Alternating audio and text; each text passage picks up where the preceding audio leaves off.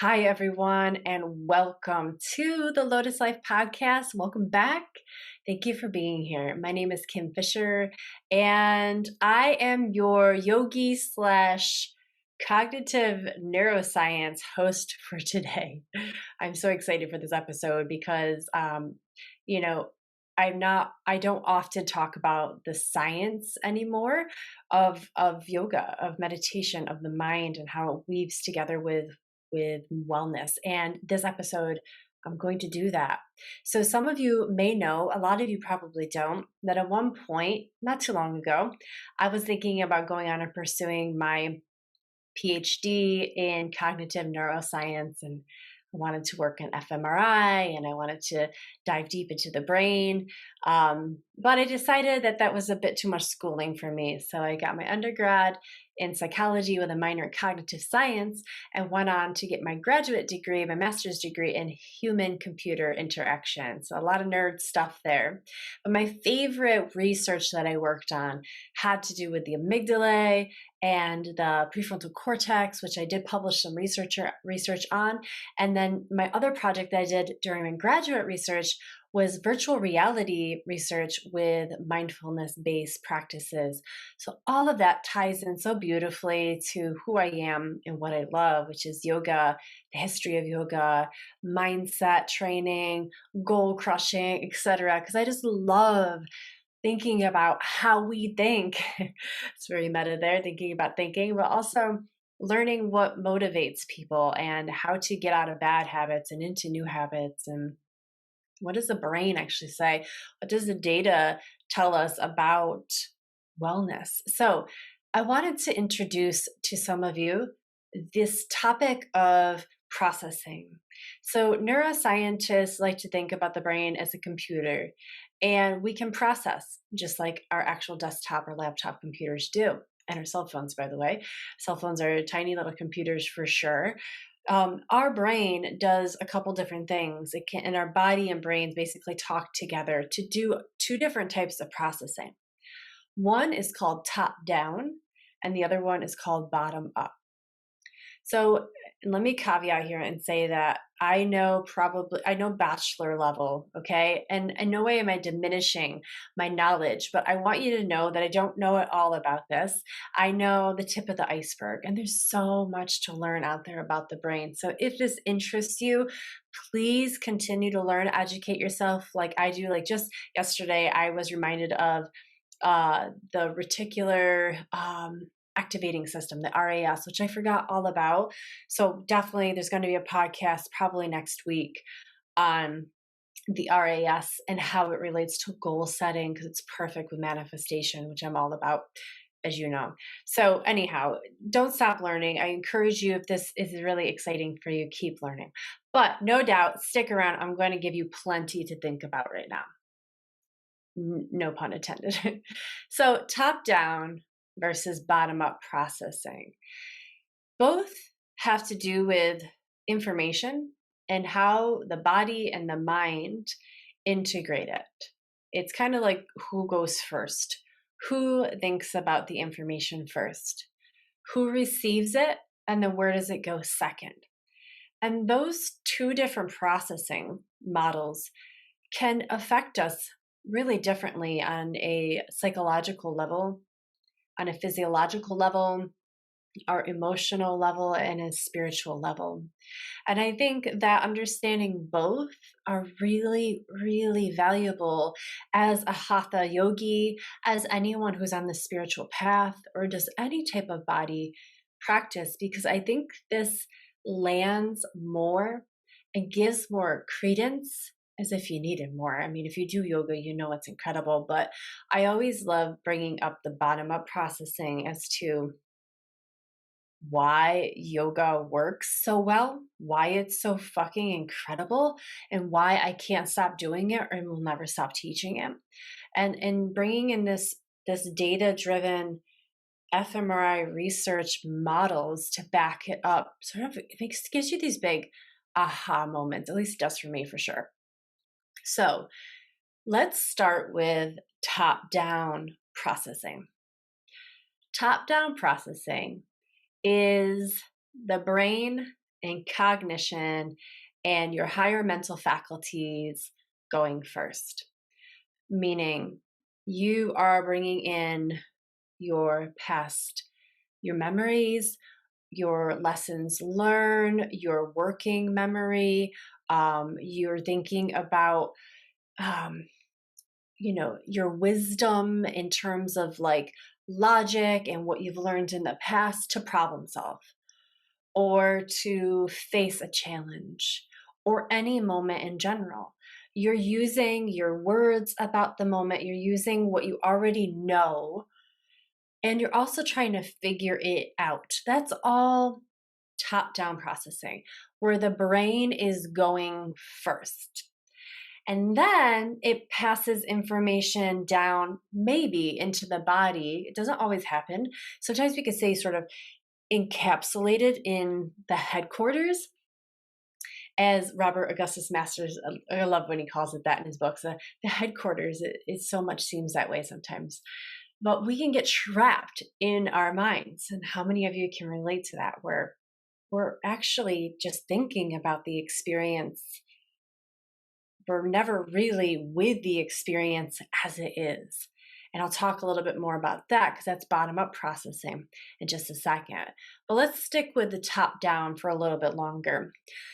Let me give you an example of, say, like if you were going to a therapy session and you had a problem. You came in and you're like, oh my gosh, my family this, or my significant other this, and you want to work on this problem. You would talk about it with your therapist, and he or she or they would listen, give you advice or feedback, and you'd have the conversation about your issue, your problem that you're trying to digest. And that's an example of top-down approach where we're using talk therapy to work through an issue because there's words about it. It can help us sort of unpack a concept and then repackage it away into places that make sense already. And it's very much about the way your brain already is and making sense of the world through that lens, if you will. Now, that gets really tricky and difficult for experiences in life that don't quite have words about it. You know what I mean? Like, I don't know, like you're staring at a sunset, a beautiful sunset, and it's like, wow. And then you try to describe it to your friend when you get back from vacation. And you're like, then it did this blue thing, and then an orange, and then it was just so beautiful. Like, there's only so many words we can use to describe the sunset. But if you're there, it's tacit.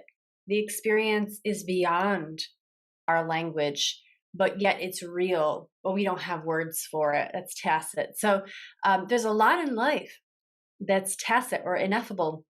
We can't quite just stick it into these linear boxes of language and just, that encapsulates it. That gets the feeling across. No, life is thankfully really complex and really beautiful at times and beyond words.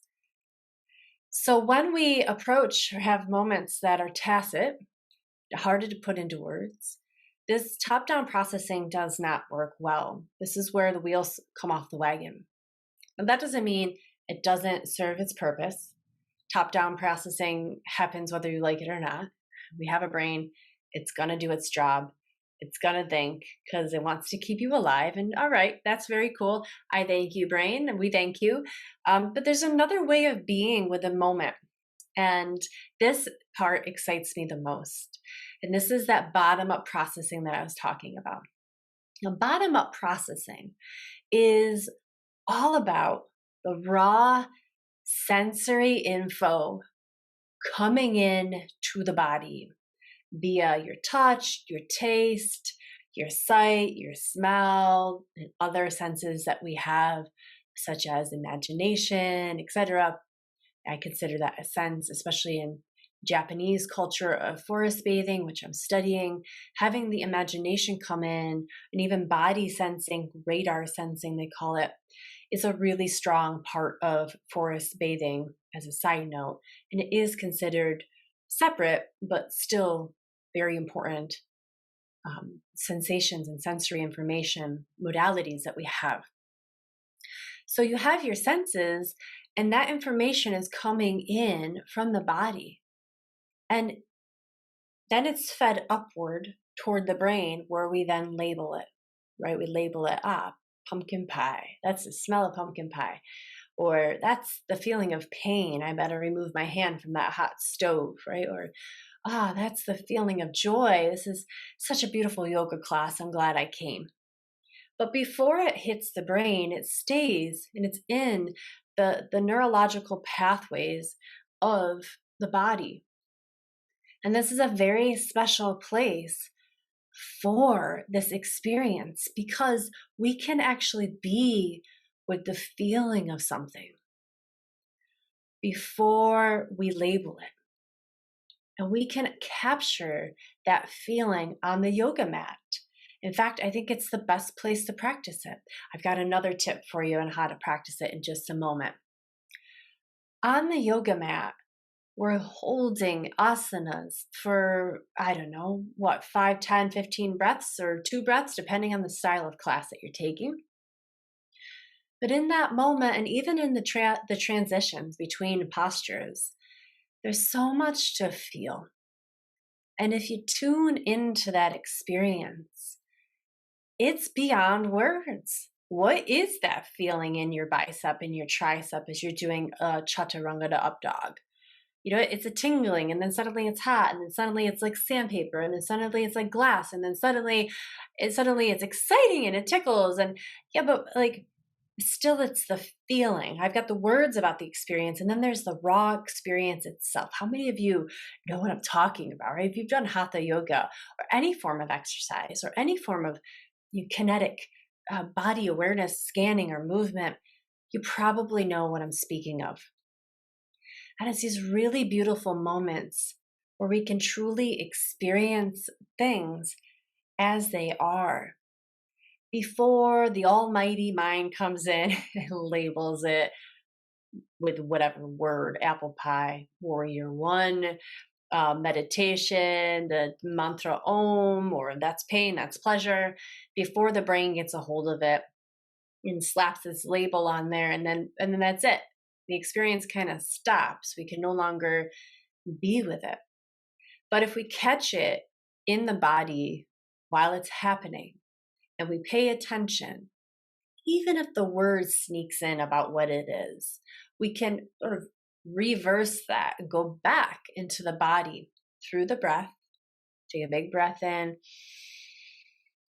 We gotta ride that wave like a surfer does, ride that wave into and back into the home of the body, where we can then engage with the sensation as it is, this raw data that's coming in through touch, through the muscles, through the bones, through the organs, the lungs, everything, before the brain slaps a label on it. Well, this is really important because oftentimes we end up labeling something good or bad based on previous experiences. And those previous experiences condition our minds, doesn't it? And on one level, that's really good. A conditioned mind, remembering if touching a stove burned you in the past will prevent you from doing it again. And that's really great if you don't like to be burnt, right? Or knowing to step out of the way of a moving vehicle because you were taught that by someone, an authority figure in the past, is a really great thing for staying alive. So on one hand, remembering what to avoid death and pain and suffering, is a beautiful thing. But on the other hand, it can actually stop us from just plain old experiencing life. For example, if you've ever been in a relationship before, which I'm sure a lot of you have, and have had your heart broken. I definitely have experienced that several times, and I've even been through a divorce before, and that's incredibly painful. If you've ever been through a divorce, on either side, if you're the one that wanted it or not, or is mutual or not, it's like a death. It's a true mourning, and it's a wild and very sad experience. But and on one hand, that could stop us from ever wanting to be in a relationship again in the future. And most people, they guard themselves And maybe you can relate where you're like, you know what? That hurt way too much. I'm never going to do that again. I can't trust any longer. I was hurt way too bad. And as a result, you block yourself from ever experiencing love again. And you don't know, because that next person could be the most incredible love of your life that actually helps to heal you. And even if it doesn't work out, that love was pure and it healed you both. And you're lighter in the world that you've healed. You moved on as a result. So that's just one real example, but one example of when we hold on to the label of a past experience and we keep recycling it into the present moment and even into our future. We project that, even in the future, I won't be lovable, or if I love again, I'll get hurt. So it stops us. So we do the same thing with a lot in our lives where we're recycling these old labels, which is that top down processing. And we no longer allow ourselves to do this bottom up processing, which is really just being with the raw, exciting, amazing sensory information of the world as it comes to us. We immediately shut it down with a label. And that label becomes a little box we put it in. And then we say, okay, good. The mind has done its job. We've checked the box. We've labeled this experience. Good job, brain. And we slide it aside and let me get to the next experience. What would it be like if you were to stay with one experience? What would it be like to stay while you're in bridge pose or warrior one or warrior two and feel your thighs on fire? What would it be like to hold that space and to stop labeling it good or bad and wondering when you're going to exit the pose and wondering if you've got what it takes to hold? What if instead there was this softness about you, a trust about you that knew that you could handle it? And I'm going to tell you what, the more you allow yourself to play with that concept of bottom up processing while you're on a yoga mat, and ask that question, what would it be like if I were just to be with this experience? The more you ask yourself that question, the easier it's going to be to hold the space for an experience. If we don't ask ourselves that question at all, we're never going to be working toward a place, our future selves, where we actually can be with a moment in all of its purity. And there's so much to learn there. Those are some of the most beautiful moments in our lives. Back to that sunset, back to any place when you traveled, or you're looking into your son or your daughter's, your newborn's eyes, or maybe you're looking into your lover's eyes, or you're about to eat this incredible meal. Something that excites you, that's beyond words. Or that moment is so real and it's so powerful and it's so freaking beautiful. Those are the ones that stand out. Those are the moments where you're like, thank God I was there. Thank God I didn't have the phone around and no one bugged me. I'm so thankful that I was present.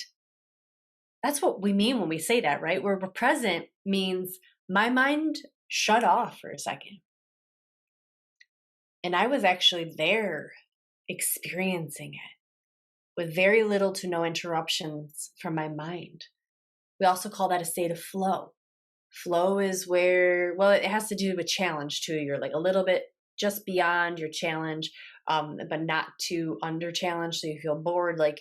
But it's that sweet spot, and then the brain is just, we're in this flow, this unity where you and the moment are one.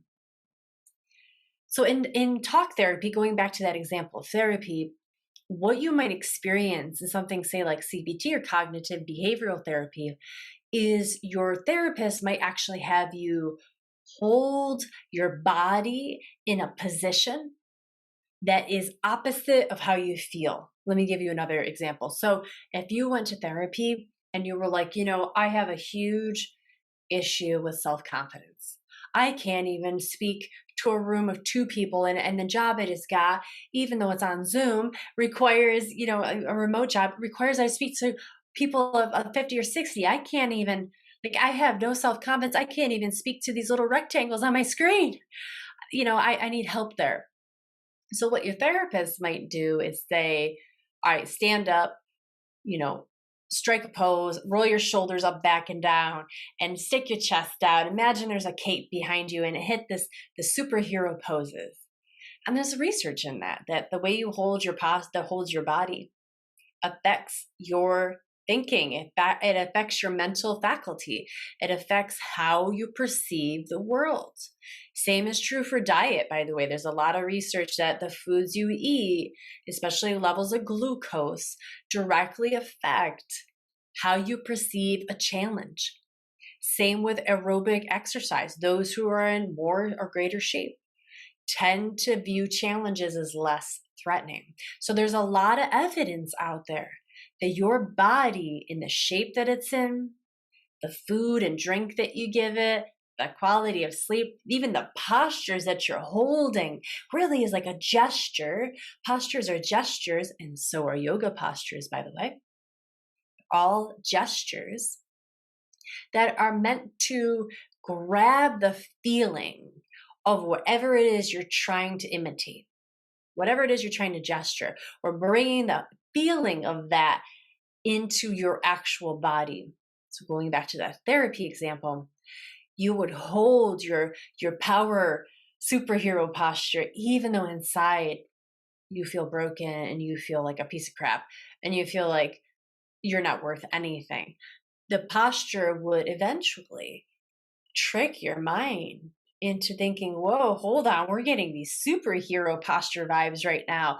Oh my goodness, we're not pieces of crap. We actually are, we're worth something here. Yeah, and I'm starting to feel confident and I'm starting to feel like I could speak up now, and I'm going to go ahead and try that even though I'm so scared. My posture says otherwise.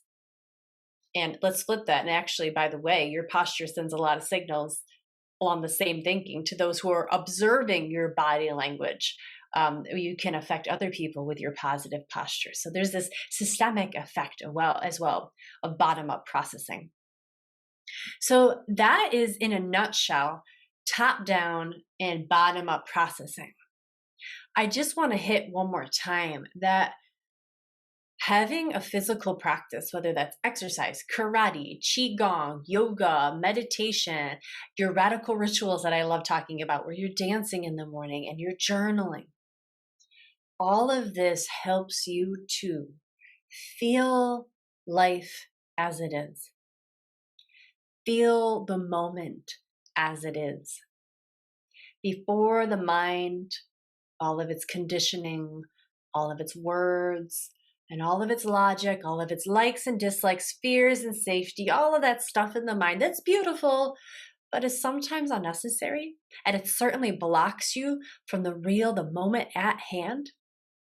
The next time you're on the mat, the next time you're doing your physical yoga practice, I want you to think about this podcast. I really do. And I want you to think, am I doing it top down? Am I thinking about my yoga? Or am I feeling my yoga? Am I doing this bottom up? And see if you can bounce back and forth between those. Because remember, it's not that one's better than the other. It's just, I want to bring awareness to this bottom up as an entry point into experiencing a new way of being with your yoga. Now, I said I was going to give you another way of practicing it that's off the mat completely. And there's probably a couple other examples. I might be able to think of some right now before I close out this podcast.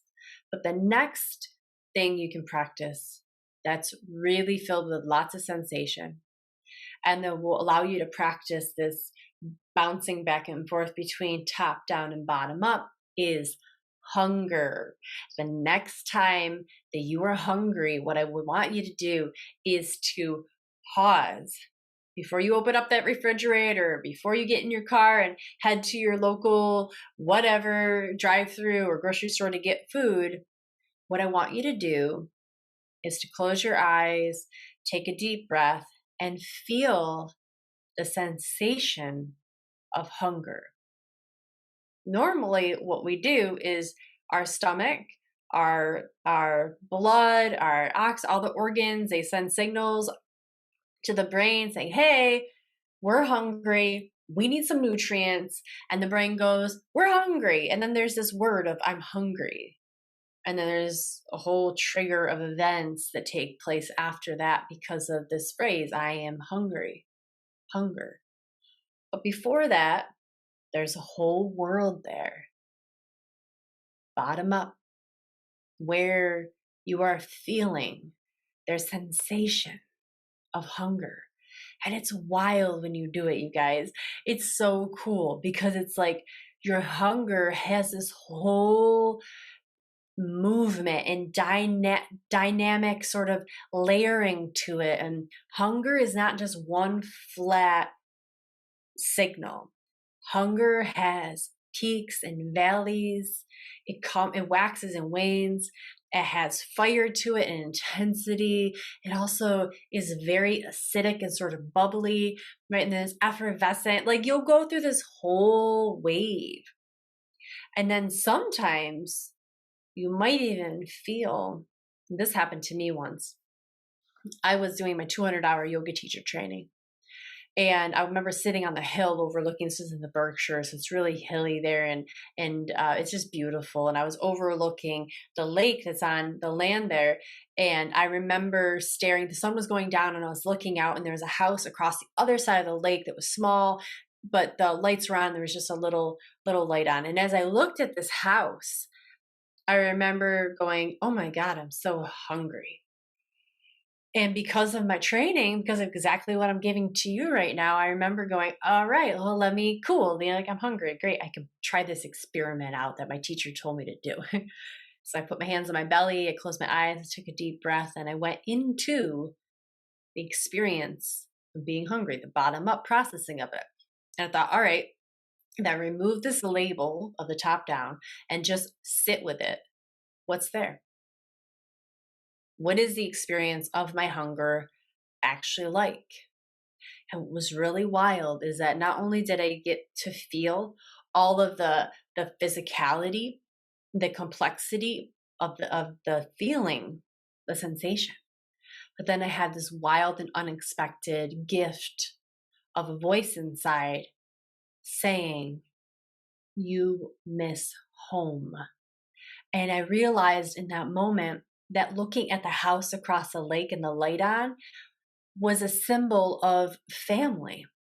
It was a home. It was someone's home. It wasn't mine, but it was a home. And because I was homesick at that time, I was away for a month, and I was definitely missing friends and family and just my normal routine. And it was like 3 weeks in. So I was almost done, but not quite. And I was homesick, and I was saddened by that. And my body held it in the area of the stomach, which is really makes sense if you know about the chakras and the solar plexus, right? Like that's your feeling of safety and security and family. But my wires got crossed. It sent the signal right up to the brain, and my brain went, oh, I know what to do with this signal. She's hungry. Sound the alarm. Like, let's go find some food. You're hungry. But when I sat with it, I wasn't hungry at all. I had a pit in my stomach that was sadness.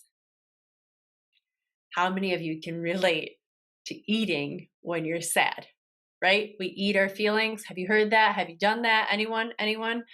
That's what it's all about. Our bodies is complex. And you can hold energies of an emotional experience in an organ. Like that's Qigong. That's like Chinese medicine 101, by the way, Ayurveda.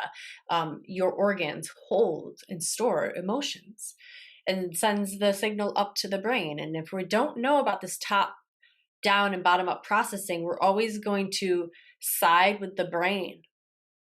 And in my case, if I went and ate, I would have been wrong.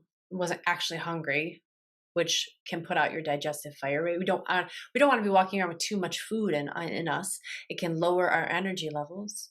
But also, too, I would have missed out on this incredible experience of truly understanding what I was feeling in that moment and being with my sadness and being able to soothe it and listen to it and love it and therefore integrate it properly. Now, I probably got up and went and had a snack. I probably didn't eat as much. I probably had more water than anything because I realized I wasn't truly hungry. And it certainly didn't help my feelings of loneliness and sadness and missing my home, but it did in a way because I was able to acknowledge it.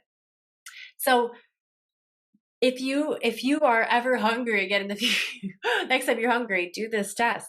Check in with your body and see what's really happening there. And use this as an audit system, right? You can use this knowledge now that you have of bottom-up processing as an audit to feel into these sensations that your brain quickly labels for you.